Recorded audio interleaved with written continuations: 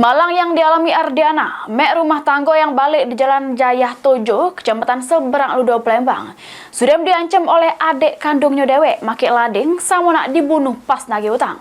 Atas kejadian tersebut, korban laju datangi Polrestabes Palembang BK laporan polisi.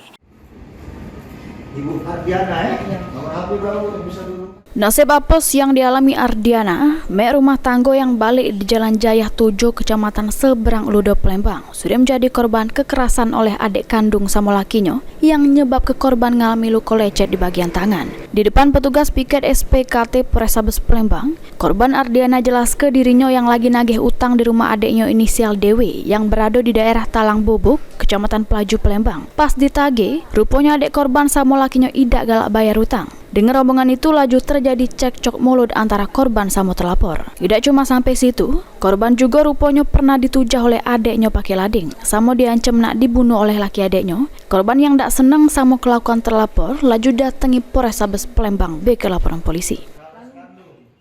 Pas kita nagih itu berarti dia tidak senang sama tagihan gitu, yo. Jadi dia tidak nak bayar yang adik akunnya, adik akun ini tidak nak bayar. Jadi posisi pas kita nagih dia tidak senang, laju nak nujah sama nak munuh gitu tuh. Memang bukan nak nujah, nih. Dipisah sama ibu aku. Nujah aku nih, dipisah sama ibu aku melawan kan ku jambak dia. Apa dia kita luka, Bu?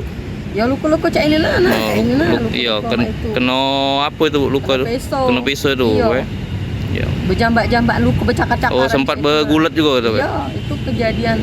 Kalau pagi tadi tuh cekcok mulut. Karena aku anak dia kan punya anak lanang, disuruh gocok aku. Sebelum anaknya gocok aku lah nganu emaknya duluan, anak juga ku anu kan. Lawan dia lah video kaku, jadi polisi kaku, ngelapor kaku. Nyingoklah katanya.